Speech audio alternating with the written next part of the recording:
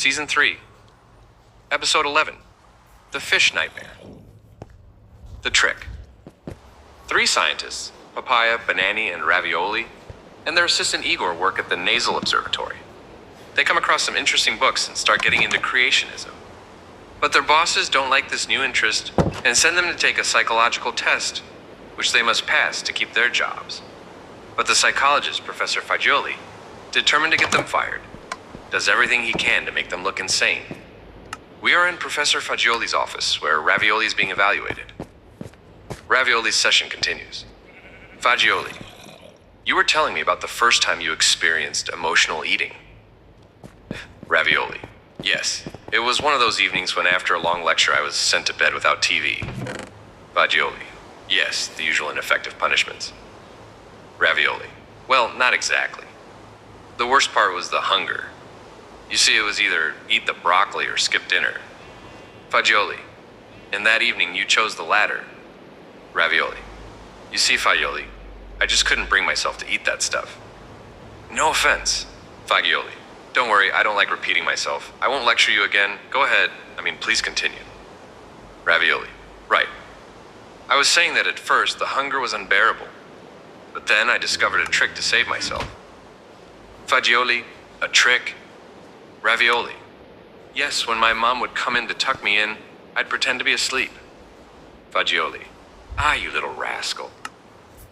Ravioli, then I'd wait a few minutes, sneak out of my room, head to the kitchen, and fill the pockets of my pajamas with sweets and mini pizzas. Finally, I'd go back to my room and eat as much as I could. Fagioli, I see. Just like you wanted to do with my chocolates, right? Ravioli, yes, exactly like that.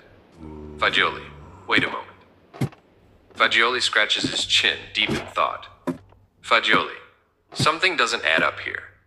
If your parents were so health conscious, what were sweets and mini pizzas doing in the kitchen? Ravioli, ha ha ha. Pure hypocrisy, Professor. You see, Fagioli, my mom loved sweets and mini pizzas too. She'd eat them in secret while I was at school. Fagioli, I see. A family. Vice. Ravioli, I'd say so. Fagioli, but didn't your mother notice that things were missing from the pantry? Ravioli, no one ever found out. That's because my dad also loved junk food, as you called it, and late at night after me, he'd get up and finish off whatever he could find. Fagioli, so the next morning, the pantry was empty and your mom thought it was your dad. Ravioli, looks like you've got it, Professor. Fagioli, rather than being the bastion of healthy living, your house seems more like the palace of hypocrisy. Ravioli, sometimes passing near their bedroom, I'd hear them arguing about me. Fagioli, and what would they say? Ravioli, my mom would scold my dad for his gluttony. Pretty much the same lectures she gave me. She'd tell him she didn't want me to turn out like them.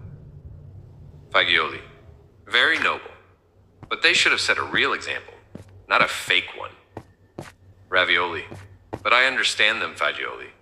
You know, once you start with those delicious, tasty things, it's hard to stop, even if you know they're bad for your health. Fagioli, fortunately, my father was better than yours. A serious and virtuous man who would never have allowed that poison in his house. Ravioli, yeah, good for you. Fagioli, you see, your mother and father, your father especially, set a terrible example for you. Weak and foolish people. Certainly not like my wise father. Ravioli, okay. Fagioli, so how did you find out what they were doing? Ravioli, well, first, I always wondered why, if they ate healthy food like they told me to, they were just as chubby as I was. Fagioli, a true scientist from a young age. Ravioli, then one day I saw my mom unpacking the groceries on the table. In front of me it was all fish and vegetables, but then she'd send me out to take out trash. But that day I'd forgotten a bag. When I opened the door again, the table was full of sweets and mini pizzas. Fagioli, you hit the jackpot. Ravioli, but I was smart. I waited for my mom to hide those goodies. Fagioli, and now you knew the hiding spot. Ravioli, that very night I had a feast. My nights of hunger were over. Fagioli, but didn't your parents worry about you not eating anything? Ravioli, not at all. Like I told you, I ate lunch at the after-school program. Fagioli. A little criminal mastermind. Ravioli. Anyway, my life wasn't easy, and one night I had that nightmare. I woke up suddenly. I was terrified. My heart was pounding. There was only one way to calm my anxiety. The sweets and mini pizzas hidden in my bedside drawer. Fagioli. So, to calm your anxiety, you stuffed yourself. Ravioli. After that nightmare, I just needed to eat something good. When I tasted those delicious sweets and those succulent mini pizzas, I felt, in a way, better. Fagioli. Well, Ravioli. We've unearthed quite a few skeletons. Important details about your childhood. You said you had a nightmare. What was it about? Ravioli. It's a recurring nightmare. One I still have sometimes when I'm really worried about something.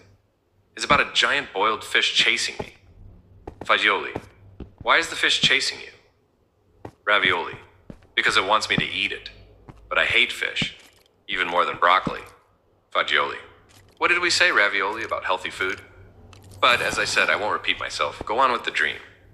Ravioli. As I said, the boiled fish is chasing me. It's chasing me down the school hallway. Fagioli. The school hallway? Ravioli. Yes, my elementary school. In the dream, the scene becomes horrible and disgusting. There are pieces of broccoli and fish scattered everywhere. Then I hear voices, and when I look around, the bullies are there. Fagioli. Bullies. Ravioli. Yes! In the dream, I see some of my old classmates who used to tease me and play mean pranks on me. In the dream, they're mocking me in front of everyone. Then I realize I'm wearing my old school backpack. One of them snatches it off me, opens it, and spills the contents all over the floor. Inside, there's the fish with broccoli. Rotten, smelly, and moldy. Fagioli. There's a lot to unpack here. We've thrown a lot on the grill. Right, Tony? As usual, Fagioli's sock puppet comes to life in his hands. Tony. I don't know, Fagioli. More than throwing things on the grill, I'd say fish and water. Boiling. Ha ha ha ha. Boiled fish with broccoli. Ha ha ha. Igor later commented. Ravioli's nightmare was a gigantic boiled fish chasing him, asking him to eat it. Honestly, it sounds like a fishy situation. How funny. Marine fossils on mountains? 3 scientists. Papaia, Banani, and Ravioli, and their assistant Igor work at the Nasal Observatory. They come across some interesting books and start getting into creationism. But their bosses don't like this new interest and send them to take a psychological test, which they must pass to keep their jobs. But the psychologist, Professor Fagioli, determined to get them fired, does everything he can to make them look insane. We are in Professor Fagioli's office waiting room, where they are waiting for Ravioli to be evaluated. Papaia. So, the first evidence the book presents is the fact that we find fossils of marine creatures far above sea level. Banani. Yes. This shows us that ocean waters flooded the continents. Papaia. You mentioned that marine fossils are found on mountains all over the world. Banani. That's right. Here are a couple of examples. The first is in the rock layers of the Grand Canyon, more than 1,000 meters above sea level. The second is in the Himalayas, much higher, where we find fossils of mollusks. Igor. Fossilized shells on the Grand Canyon? Well, now we know why. What are we doing at a psychologist's office? After a few trips with Papaia, that's also easy to figure out. I'm not here by accident, after all. In fact, even today I wonder why I keep following them. Anyway, like those shells, if Ravioli's session drags on much longer, we'll start fossilizing too. Especially listening to Papaia and Banani repeat the same things over and over again. But in the end, what can we say? We're truly a nasal case. How funny. Season 3, Episode 12, The After School Program. Old School Methods. 3 scientists, Papaia, Banani, and Ravioli, and their assistant Igor work at NASA. When they start getting interested in creationism, their superiors send them to a psychologist for a test. The psychologist, Professor Fagioli, is a shady character determined to get them fired by making them look insane. The first to go in is Ravioli. We're in Professor Fagioli's office, where Ravioli is undergoing the evaluation. Fagioli. So, this nightmare is connected to an episode from your childhood. Do you feel like telling me about it? Ravioli. Yes, of course. I'll never forget what happened that afternoon at the after-school program. You see, both my mom and dad worked pretty much all day. That's why they left me in after-school care until late. We enter Ravioli's flashback. We're in one of the elementary school classrooms Ravioli attended, where Raviolino is waiting for the bell to ring. Next to him is his classmate Paco. Paco, the last 5 minutes. They're the worst. They never pass. Good thing my mom is waiting for me at home with a nice plate of pasta with ragu. Raviolino, lucky you. I have to stay here until 6 in the evening. And the worst part is the after-school food that's waiting for me. Paco, I don't envy you one bit. As soon as I leave, I eat and then go play in the yard. You, on the other hand, well, you'll probably still be sitting here in front of a plate of fish with broccoli. Teacher, hey, you two, cut it out and pay attention. The bell rings. The children run out cheering happily. Raviolino and a few others stay seated, looking sad and hopeless. Behind him, his classmate Rick has also stayed for after-school care. Rick, why can everyone else leave while we're stuck here like we're in a cage? Teacher, haven't I told you 1,000 times, Rick? Why do you keep whining? You know your parents are working to buy you the things you need? Rick, well, locked in here, I don't need much besides a torn uniform and a couple of pencils.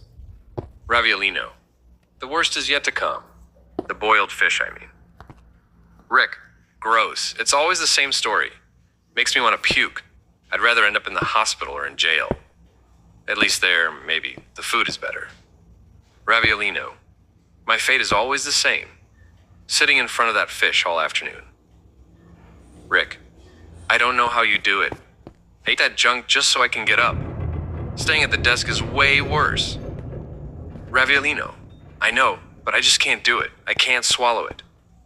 The door opens. The after-school teacher walks in. Teacher, well, kids, ready for after-school time? Follow me. The children get up and follow the teacher into another classroom. Raviolino, ready? I'll never be ready for this torture. Rick, shh, Raviolino, don't let them hear you. Last time, they gave us a double portion of fish as punishment. Teacher, here we are. Sit wherever you like. The kids slowly take their seats with the air of prisoners with no escape. Rick, gross. There are dozens of chewed-up gums stuck under this desk. Raviolino, mine's all broken, full of stickers and doodles. I think they haven't cleaned it since it was built. Teacher, and you, Raviolino? What are you planning to do today? You want to end up in detention again? Make sure you eat that fish. The flashback ends with Ravioli's narration, and we return to Fagioli's office. Fagioli, kids these days. You know, I used to eat in the dirt when my father took us to plow the fields. Now that was a strong generation, not a bunch of softies like you. Ravioli, yeah, Professor, I can imagine. Fagioli, but go on. They're paying me to get rid of you. I mean, to listen to you. Ravioli. All right, so we sat at our desks, and they served us lunch on plastic plates. Unfortunately, the food was awful, and there were always things I didn't like. A lot of kids refused to eat, but the teacher was strict. Either you ate or you stayed there, sitting at your desk, staring at your full plate.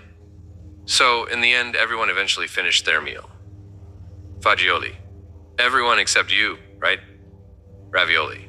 How did you guess, Professor? Fagioli. Didn't I tell you I know rebels like you? Ravioli. Yeah, you said that earlier, Professor. Fagioli. Now I'm starting to understand. And I have to say, I'm starting to like the methods of that school you went to. Fagioli goes off on one of his monologues. Fagioli. Ah, those were the good old days when the school system worked. Personally, I preferred a good whack on the hand. Ah, how many whacks my classmate Leland the Loony used to get. And me too, I'd often go home with swollen hands. Now that was a model school. Fagioli gets lost in thought for a moment, reminiscing about the sadistic treatments he and his classmates endured. Then he quickly snaps back. Fagioli. Yes, sorry, Ravioli, go on. You were saying you had to either eat everything or stay at your desk all day. Igor later commented, Raviolino had to choose between eating horrible food or staying seated all day. And Fagioli, he got waxed so many times he ended up liking it. Forget strong roots. This great psychologist had strong branches on his head. How funny. Mysteries revealed. 3 scientists, Papaia, Banani, and Ravioli, along with their assistant Igor, work at Nasol. When they begin to show an interest in creationism, their superiors send them to a psychologist for evaluation. The psychologist, Professor Fagioli, is a shady character determined to get them fired by making them seem insane. The first to go in is Ravioli. Meanwhile, Papaia and Banani are in the waiting room, still discussing the book Banani found. Papaia. Okay, we've seen the fossil evidence of sea creatures on mountains. But what does the book say? Is there any other evidence? Banani. Oh yes, plenty. For example, there's evidence that plants and animals were buried rapidly. Papaia. And how do they know that? Banani. Because we find vast fossil graveyards all over the world, with fossils incredibly well preserved. Papaia. Like what? Banani.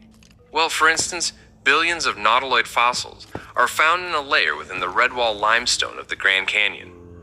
This layer was catastrophically deposited by a massive flow of sediment, mainly lime sand, gypsum and coal deposits in Europe and the US, as well as fossilized fish, ichthyosaurs, insects, and others all over the world, point to catastrophic destruction and burial. Papaia. Sorry, I'm still not getting it. Banani. You see, it all depends on your starting assumptions.